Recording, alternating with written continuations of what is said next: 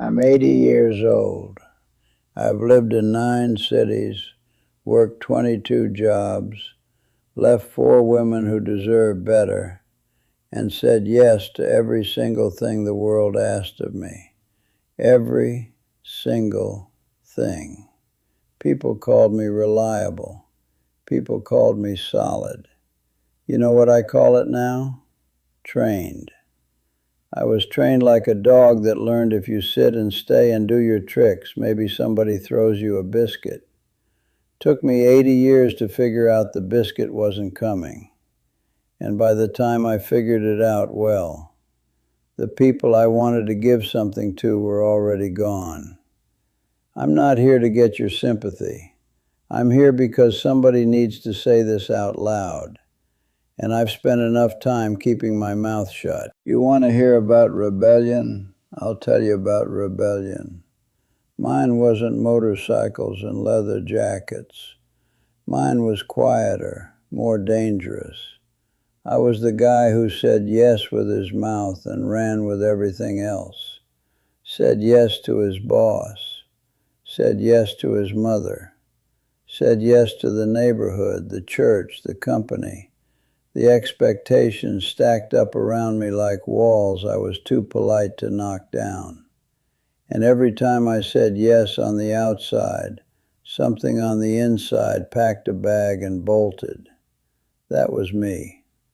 22 years old, standing in Detroit with a good job at a plant on 8 Mile, and a mother who prayed at my name, and a neighborhood that called me a good boy.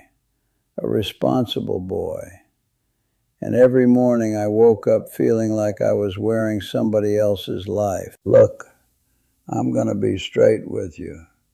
I wasn't brave enough to rebel with my feet, so I rebelled with my absence. I was there. I just wasn't there. You know the difference?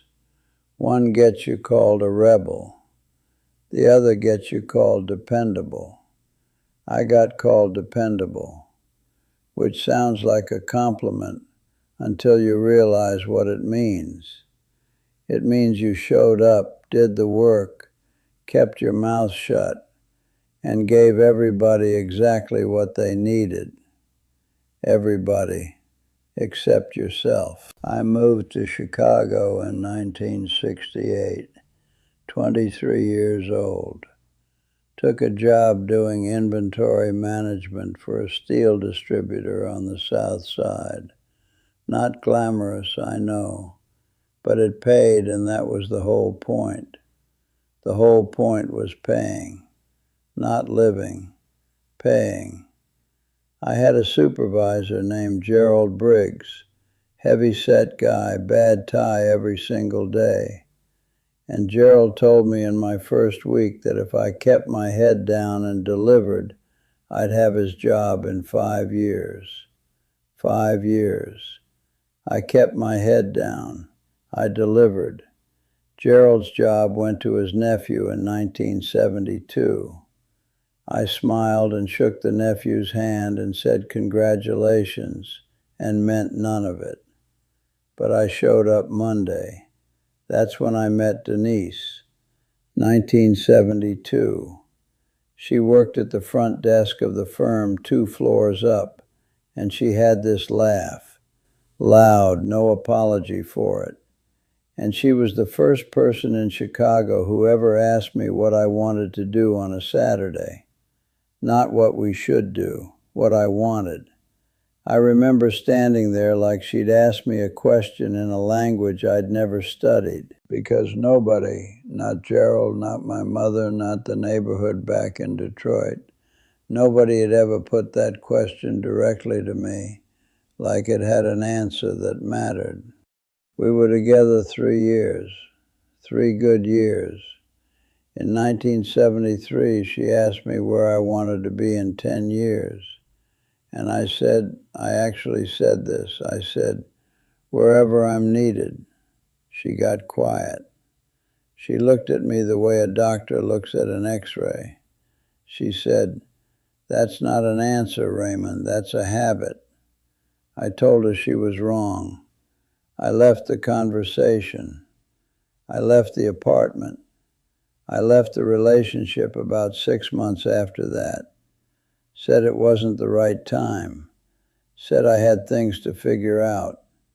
I'm still figuring them out. New York in 1976, Boston in 1979, a regional manager position in 81 that had me driving between 3 states and sleeping in Holiday Inns and eating bad room service and telling myself this was progress. A woman named Carol in Boston, who I dated for 2 years, who used to set a plate for me at dinner even when she didn't know if I was coming home that night. Think about that. She set a plate every night. That's what she thought of me. And I showed up when I showed up and left when the next thing called. She stopped setting the plate in 1983. Can you blame her? I can't. Was a friend, named Terrence. Terrence and I came up together in Detroit. He was sharper than me.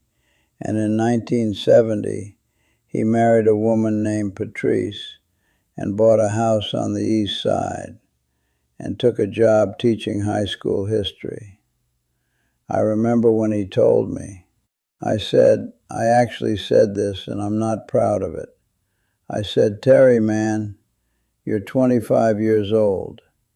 You sure you want to be planted already? He just looked at me and said, Raymond, some of us aren't running from anything. I laughed. I thought he was settling. I thought I was the smart one for staying loose. Free agent, no commitments, no weight. I ran into Terrence in 1994 at a conference in Chicago. He had gray at his temples and this look about him. Settled, I used to call it. Comfortable. He showed me pictures on his wallet. 3 kids, 2 grandkids already. Patrice at a backyard barbecue looking happy and tired in the best possible way. He had a whole world in his wallet. I had a business card and a Marriott Rewards number. We shook hands. He said, You doing all right, Ray? And I said yes, the way I always said yes. And he gave me this look.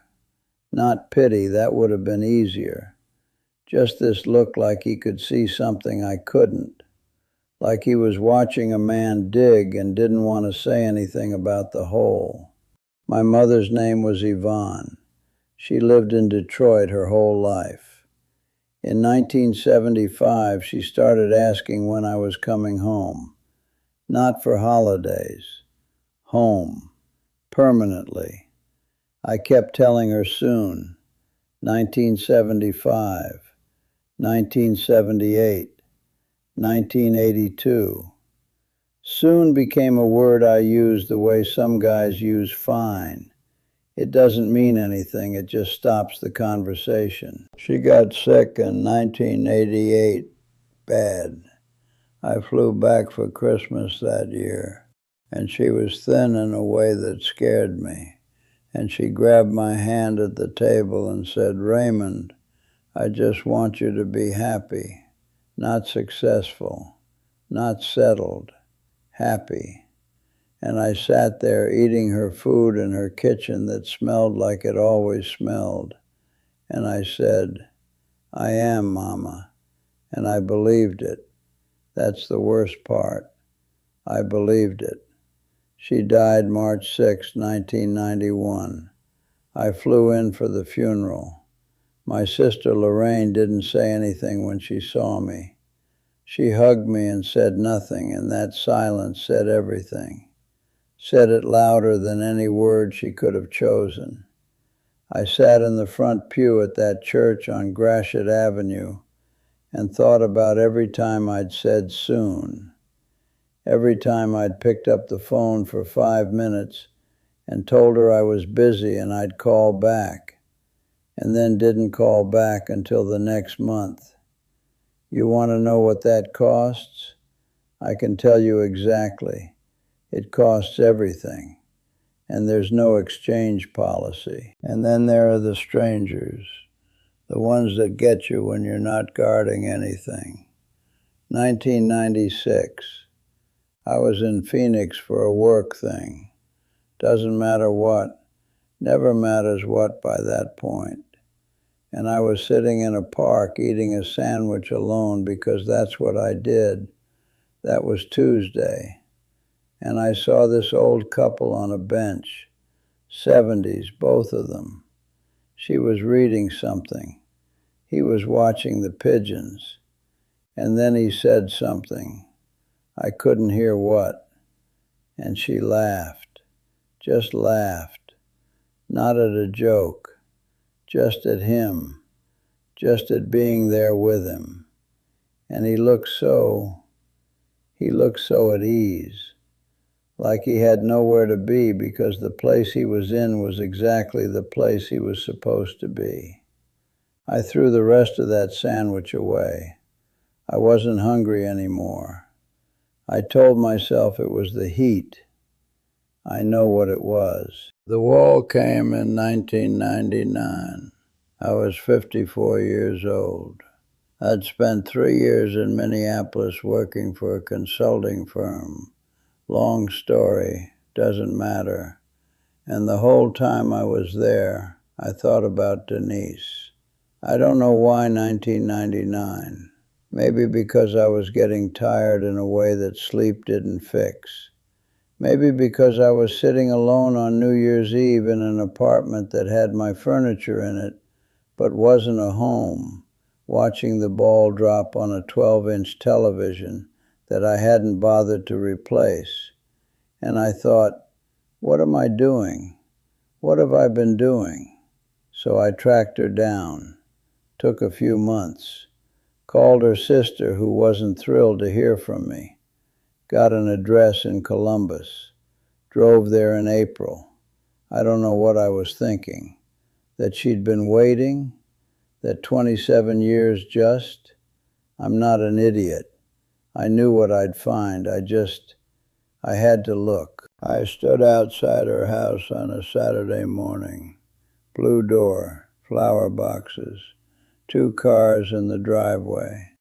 I stood there for about 10 minutes, maybe more. Didn't knock. Couldn't make my hand do it. And then the door opened. Not because of me, she hadn't seen me. And she walked out with a man about her age, and they were laughing about something, some domestic nothing, and she looked.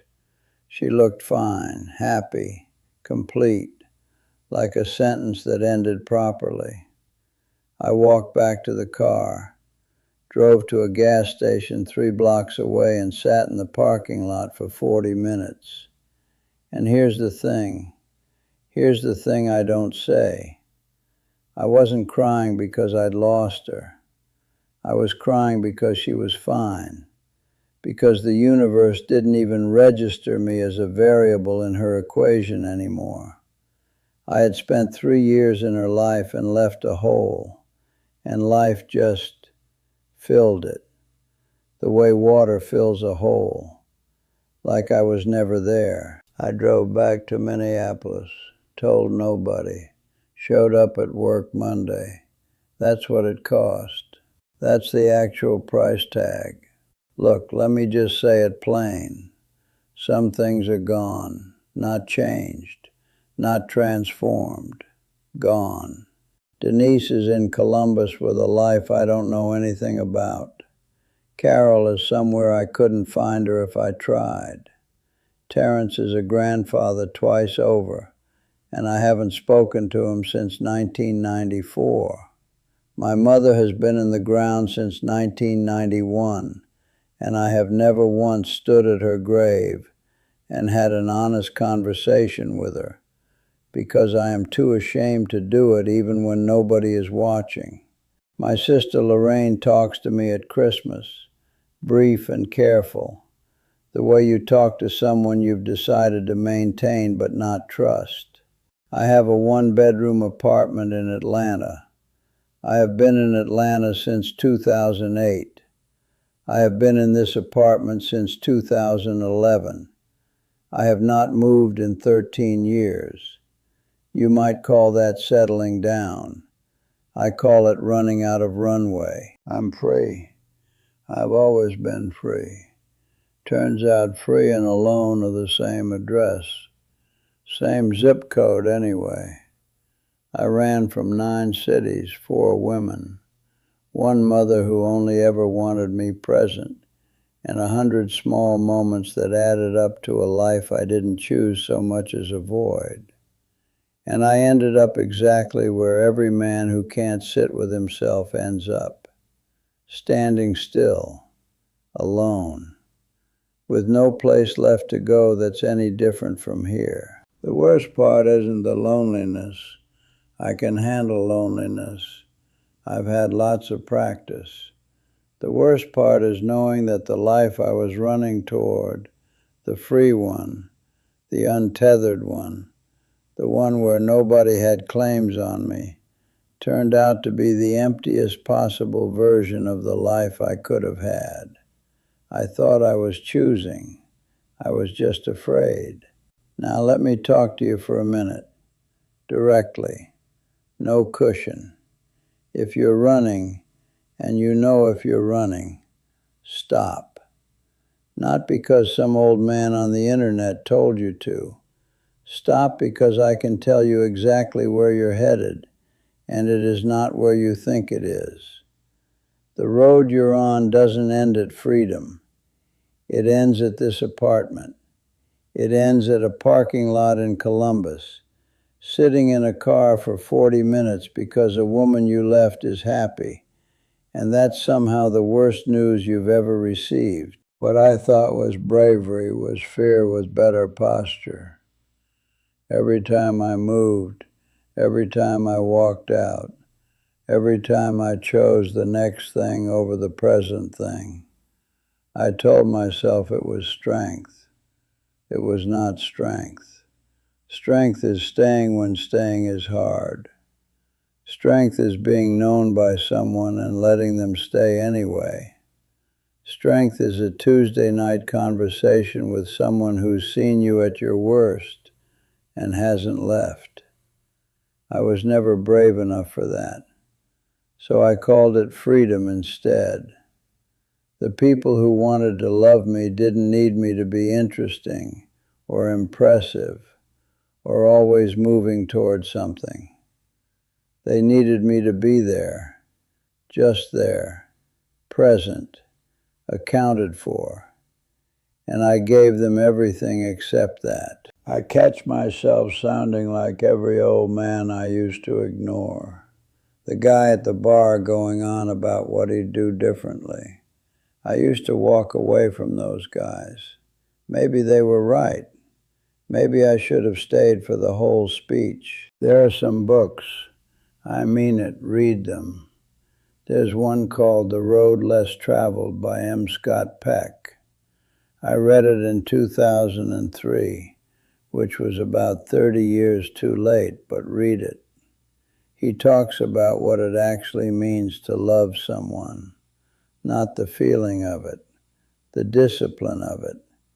And it hit me like a slow punch, because I'd spent my whole life thinking discipline meant showing up for work and not for people. Read it at 30. It'll save you. There's also Man's Search for Meaning by Viktor Frankl, a man who had everything taken from him and still found a reason. I read it and thought about all the reasons I threw away myself, with my own hands, on purpose.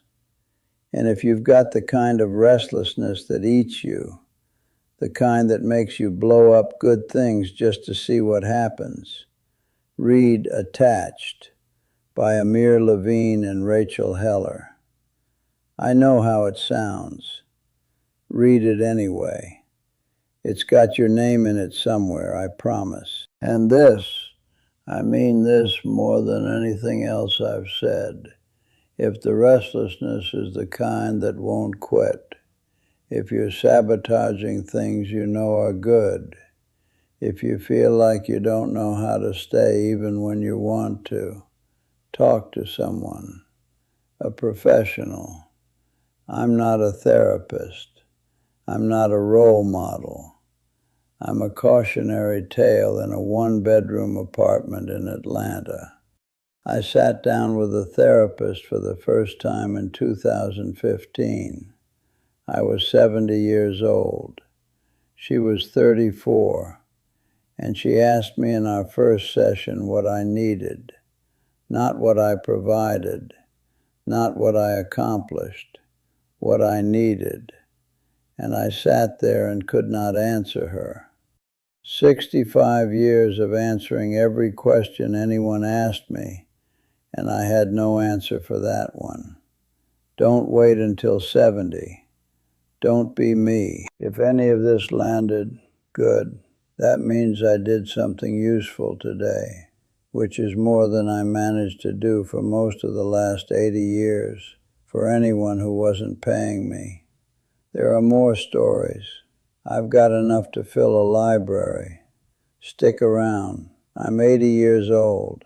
I stopped running about 12 years ago, not because I found peace, not because I figured anything out, because my legs gave out, and the next city stopped calling, and I realized I didn't have anything left to prove to an audience that had long since gone home.